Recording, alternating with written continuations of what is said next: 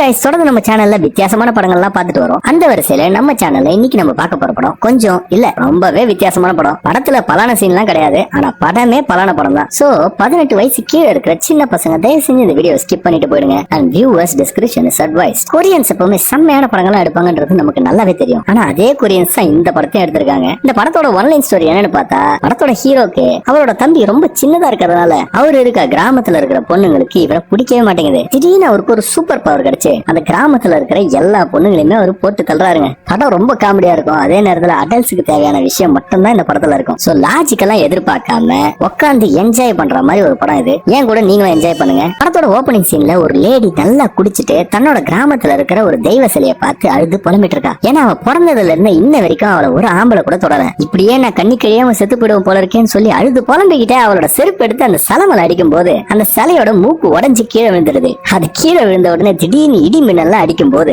அந்த மூக்கோ எழுந்து நேரா நிக்குது. அப்ப திடீர்னு அந்த காட்டுக்குள்ள இருந்து ட்ரெஸ்ஸே இல்லாத நிறைய ஆம்பளைங்க வந்து அந்த பொம்பளைக்கு பிறவி பலனை கொடுத்துறானுங்க. பல வருஷங்கள் கழிச்சு அந்த உடஞ்ச மூக்கு அந்த கிராமத்தோட அரசன் கிட்ட இருக்கு. அந்த மூக்கோட கதையை அவன் மந்திரிக்கு அந்த அரசன் சொல்லிட்டு இருக்கும்போது தெரியாதனமா அந்த மூக்க அந்த அரசன் தொட்டுறான். அந்த அரசனுக்கு இப்ப உடம்புல என்னென்னமோ மாற்றம்லாம் வந்து அவன் அரண்மனையை விட்டு வெளியே போய் டான்ஸ் ஆட ஆரம்பிக்கிறான். கொஞ்ச நேரத்துல அந்த அரசன் இது இருந்தா நம்ம உயிருக்கே ஆபத்து நினைச்சுக்கிட்டு அதை தூக்கி ரோட்ல போட்டுறான். கீழே விழுந்த அந்த மூக்க ரோட்ல இருந்த ஒரு பொண்ணு எடுத்து இது என்னவா இருக்கும் அப்படின்னு பார்த்துட்டு இருக்கும்போது திடீர்னு அந்த காட்டுக்குள்ள இருந்து வந்த அதே மாதிரி ட்ரெஸ்ஸே இல்லாத நிறைய ஆம்பளைங்க வந்து அந்த கிராமத்தையே சுத்து போட்டு அங்க இருந்து யாரையுமே விட்டு வைக்காம வச்சு செய்யறானுங்க. பாவம் அதுல மிருகம் கூட தப்பிக்க முடியல. இந்த அதிர்ச்சியான சம்பவம் நடந்ததுக்கு அப்புறம் அந்த கிராமத்தோட சாமியார் ஒருத்தன் இந்த மூக்கு யாரு கையில கிடைச்சாலும் ஆபத்து அப்படின்னு நினைச்சுக்கிட்டு அவங்களோட குலதெய்வ கோயில்லயே காட்டுக்குள்ள ஒரு பள்ளத்தை தோண்டி அந்த மூக்க ஒரு வைன் பாட்டிலுக்குள்ள போட்டு அந்த வைன் பாட்டில் அந்த பள்ளத்துல போட்டு புதைச்சிடறான். அதுக்கப்புறம் அந்த சம்பவத்தை பத்தி அந்த கிராமத்துல இருக்கிற எல்லாருமே கொஞ்சம் கொஞ்சமா மறக்க ஆரம்பிச்சிடுறாங்க. அடுத்த சீன்ல நமக்கு அந்த டவுனோட நாதன் ரீஜனை காட்டுறாங்க. அந்த கிராமத்துல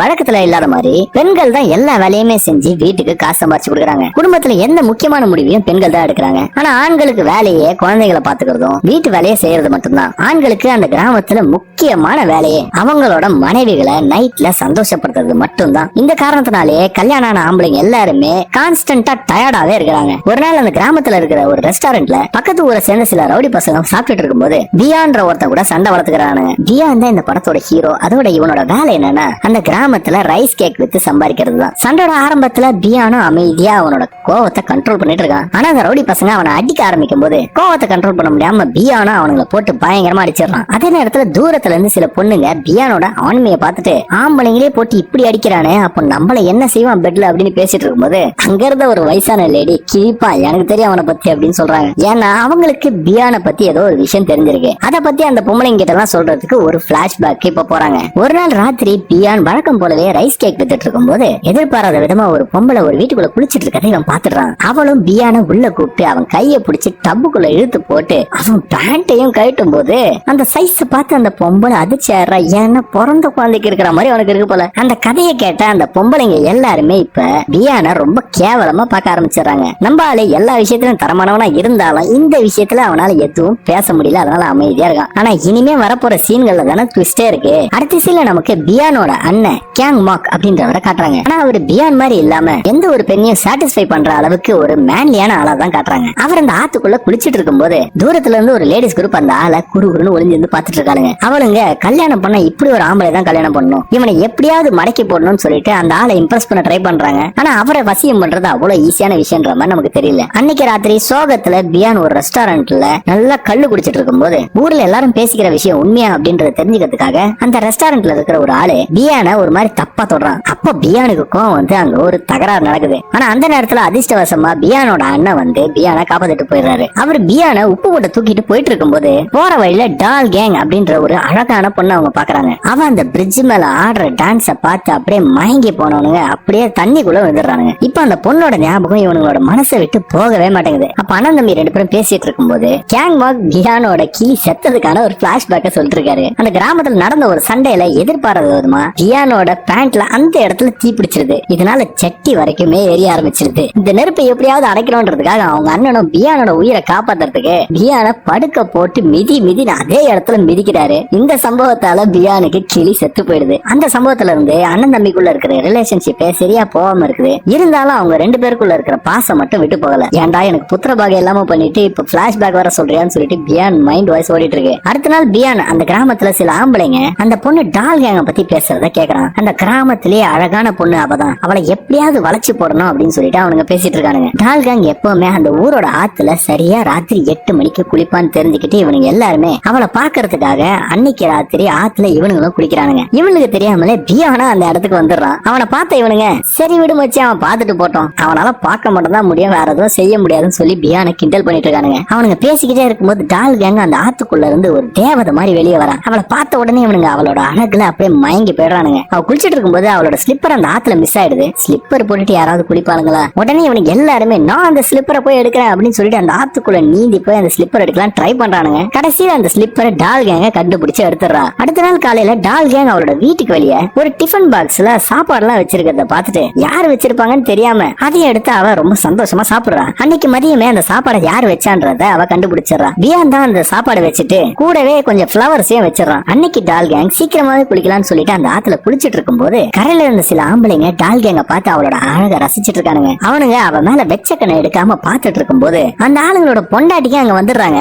இவளுங்களும் அந்த ஆளுங்களை போய் கண்டிக்காம டால் கேங்க போட்டு அடிக்க ஆரம்பிக்கிறாளுங்க. எங்க புருஷனுங்களே நீ வசியம் பண்ண ட்ரை பண்றியா அப்படின்னு சொல்லிட்டு அவளை போட்டு அடிக்கும் போது பக்கத்துல காட்டுக்குள்ள ஒரு மரத்தை வெட்டிட்டு இருந்த கேங் மார்க் இதை பார்த்துட்டு டால் கேங்க காப்பாத்துறதுக்காக வந்து அந்த லூசு பொம்பளைங்க கிட்ட இருந்து அவளை காப்பாத்திடுறாரு. அவளை காப்பாத்தினதுக்காக டால் கேங் கேங் மார்க்கு பூ எல்லாம் கொடுத்து இப்ப அவங்க 2 பேருமே ஃப்ரெண்ட்ஸ் ஆயிடுறாங்க. அன்னைக்கு ராத்திரி கேங் மார்க் அவர் தம்பி கிட்ட எனக்கு இப்ப கல்யாணம் பண்றதுக்கு இந்த கிராமத்துல ஒரு பொண்ணு கிடைச்சிட்டா, சட்டு புட்டுன்னு கல்யாணத்துக்கான வேலையை பாரு அப்படின்னு சொல்லும் போது அந்த பொண்ணு வேற யாரும் இல்ல டால் கேங் தான் அப்படின்னு தெரிஞ்ச உடனே பியான் மனசு உடைஞ்சு போய் அந்த வீட்டை விட்டு வெளியே போயிடுறான். இந்த விஷயத்த நினைச்சுக்கிட்டே அவன் ஒரு பிரிட்ஜ் பக்கத்துல உட்காந்துட்டு இருக்கும்போது கொஞ்சம் தூரத்திலேயே மிருகங்களை பிடிக்கிறதுக்காக வச்ச ஒரு பொறியில அந்த ஊரோட சாமியார் மாட்டிக்கிறாரு. அவரு தன்னை காப்பாத்துங்க காப்பாத்துங்கன்னு கதற சத்தம் கேட்ட உடனே பியானும் அந்த சாமியாரை காப்பாத்திடுறான். அதுக்கப்புறம் அவங்க அந்த காட்டுக்குள்ள பேசிட்டு இருக்கும்போது பியான் தன்னோட நிலைமையை அந்த சாமியார் கிட்ட சொல்றான். அப்ப அந்த சாமியார் பியானுக்கு உதவி செய்யறேன்னு சொல்லிட்டு நீ இறந்து போன ஆண்மையை நீ திருப்பி பெறலாம், அதுக்கான வழியை நான் சொல்றேன் அப்படின்னு சொல்லிட்டு இந்த ஊர்லயே பெண்களை திருப்திப்படுத்துறதுல உன்னை கெட்டிக்காரனா நான் ஆக்கி காட்டுறேன்னு சொல்லிட்டு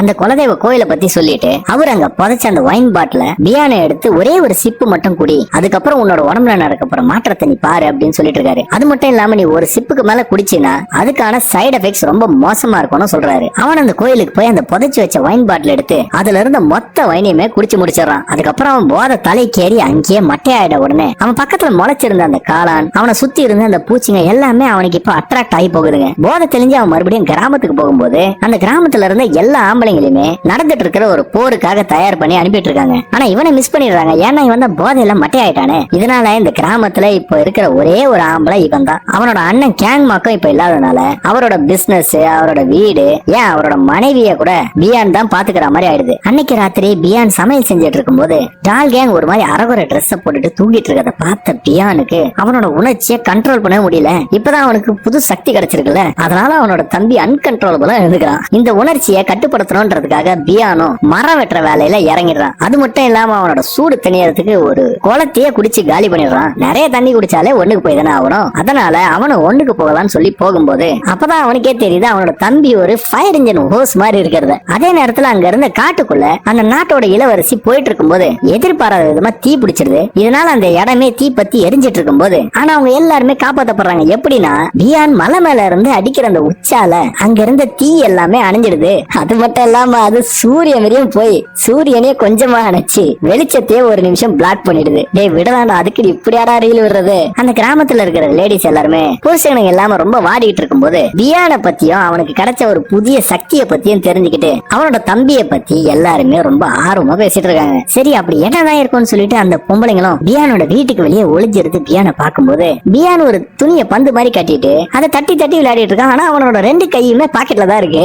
இந்த பார்த்த அந்த லேடிஸ் எல்லாருமே நம்ம நினைச்சது உண்மைதான், என்னையும் ஒரு மாஸ்டர் மாதிரி இருக்கான்னு சொல்லிட்டு ரொம்ப ஆச்சரியப்படுறாங்க. அவனை அதை சுத்தி சுத்தி விளையாடிட்டு இருக்கும் போது இவளுங்க அதை பார்த்து அப்படியே பரவச நிலைக்கு போயிடுறாளுங்க. அடுத்த நாள் வழக்கம் போல பியானோ அந்த கிராமத்துல ரைஸ் கேக் விற்கலான்னு போகும்போது அங்க இருந்த ஒரு பொண்ணும் இவன் மயக்கிற மாதிரி ட்ரெஸ் போடுறது, செய்கை செய்யறது, ஏன் ஒரு பொண்ணு மொத்தமா அவுத்து போட்டு அவன் முன்னாடி நிக்கிறது கூட பண்றாங்க. இருந்தாலும் மனசை தளர விடாத நம்மளோட ஹீரோ அவனோட எமோஷன்ஸ் எல்லாம் அப்படியே கண்ட்ரோல் பண்ணிட்டு இருக்கான். ஒரு நாள் ராத்திரி அந்த கிராமத்துல இருந்து அந்த பார் லேடி அவளோட பொறுமையெல்லாம் இழந்துட்டு பியான் கூட ஒன்னா இருந்தே ஆகணும்ன்றதுக்காக அவனோட வீட்டுக்குள்ள போயிடுறான். அவளோட இன்டென்ஷன்ஸை பியான் புரிஞ்சுக்கிட்டு உன்னால என்ன ஹேண்டில் பண்ண முடியாதுமா அப்படின்னு சொல்லும் போது அந்த பொம்பளை சிரிச்சுக்கிட்டு உன் தலையில இருக்கிற முடியை விட நான் அதிகமான ஆம்பளைங்களை பாத்திருக்கேன் அப்படின்னு சொல்றான். இப்ப பியானுக்கு தன்னோட ஈகோவை டச் பண்ணிட்டதுனால கட்டுப்புல அவன் வச்சுட்டு இருந்த மொத்த வித்தியமே அந்த லேடி கிட்ட காட்டுறான். அந்த சத்தம் கேட்டு அந்த மொத்த கிராமமுமே முழிச்சிருது. உடனே அந்த லேடிஸ் எல்லாருமே பியான் கூட இருக்கணும்ன்றதுக்காக கிளம்பி அவன் வீட்டுக்கு வந்துடுறாங்க. பியான் தன்னோட வேலையை அந்த பார் லேடி கூட முடிச்சதுக்கு அப்புறம் அந்த லேடிக்கு மூக்குல லைட்டா ரத்தம் வேற வருது. அவ அப்ப அங்க இருந்த எல்லா லேடிஸ் கிட்டயுமே பெருமையா நான் மறுபடியும் நார்மல் ஆகிறதுக்கு இன்னும் 10 நாள் ஆகும் அப்படின்னு சொல்றான். இப்ப ஒரு பொண்ணா பியான் கூட இருந்துட்டு வராங்க.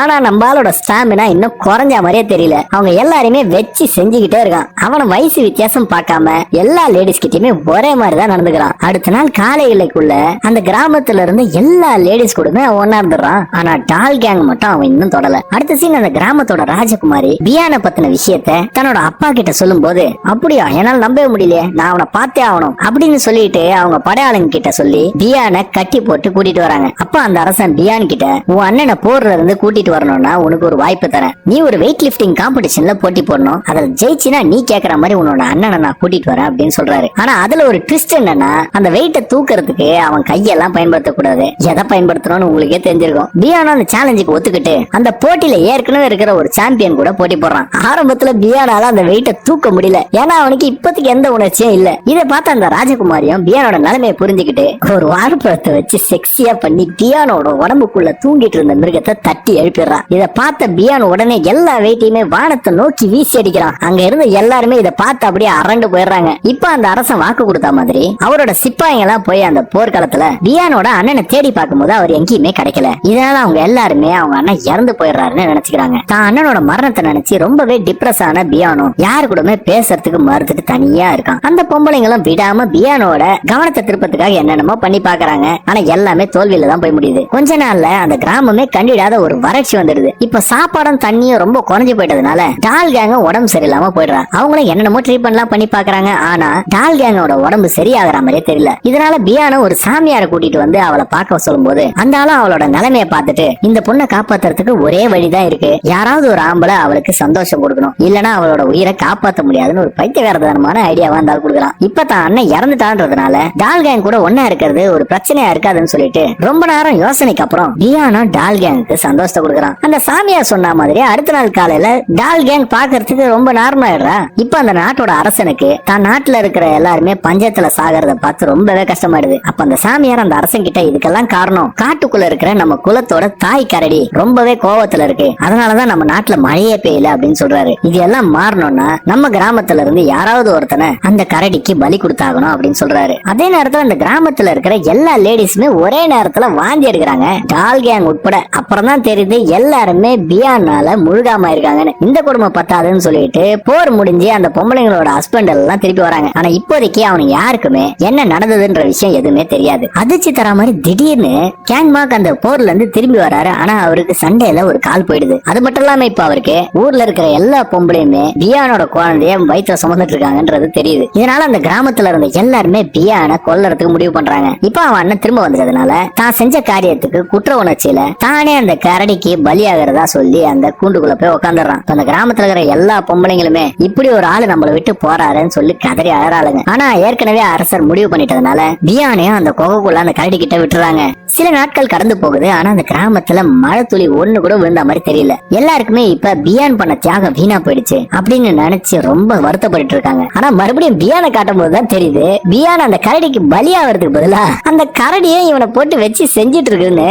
எதுக்கு இவனை அமிச்சா என்ன பண்ணிட்டு இருக்கான் பாருங்க. ஒரு வழியா இப்ப அந்த கிராமத்துல மழையும் வந்து மக்கள் எல்லாருமே ரொம்ப சந்தோஷப்படுறாங்க. கட் பண்ணா சில வருஷங்கள் கழிச்சுன்னு சொல்லிட்டு காட்டுறாங்க. இப்போ பியானோட ஸ்டோரி அந்த கிராமம் பூரா பரவி அடுத்து வர சந்ததியினர்கிட்டலாம் சொல்லிட்டு இருக்காங்க. இப்போ பியானோட பசங்க எல்லாருமே வளர்ந்துடுறானுங்க. தான் அப்பா மாதிரியே அவனுங்களும் ஃபயர் இன்ஜின் ஹோஸ் மாதிரி பவர் கிடைச்சு அடிச்சு தள்ளுறானுங்க. படத்தோட கிளைமேக்ஸ்ல ஒரு ஆத்துல அந்த ஊரோட ராஜகுமாரி ஒரு போட்ல போயிட்டு இருக்கும்போது அவங்க வாழ்க்கையில மீட் பண்ண ஒரே ஒரு செக்ஸ் லெஜெண்ட பத்தி சொல்லும் போது அவங்கள சுத்தி இருக்கிற பொண்ணுங்களும் ரொம்ப ஆர்வமா கேக்குறாங்க. ஆனா அந்த போட்டை ஓட்டிட்டு போறவன் மெதுவா திரும்பி பாக்குறான். அவன் தான் இந்த கதையோட லெஜெண்ட். இப்ப அந்த போட்டு ஆத்துல கவிழ போகுது. ஓகே ஃப்ரெண்ட்ஸ், படம் முடிஞ்சு போச்சு. இந்த படம் எப்படி இருந்ததுன்றத கண்டிப்பா கமெண்ட்ஸ்ல சொல்லுங்க. அதே போல என்னோட வாய்ஸ் ஓவர் எப்படி இருக்குதுன்றதையும் கமெண்ட்ஸ்ல மறக்காம சொல்லிடுங்க. கண்டிப்பா உங்களோட வேல்யூபிளான லைக்ஸையும் கமெண்ட்ஸையும் அந்த வீடியோ கொடுங்க. இது மூலமா நம்மளோட சேனல் க்ரோ ஆகிறதுக்கு ரொம்பவே ஹெல்ப்ஃபுல்லா இருக்கும். மீண்டும் இதே போல ஒரு சூப்பரான வீடியோட உங்களை கூடிய விரைவில் நான் சந்திக்கிறேன்.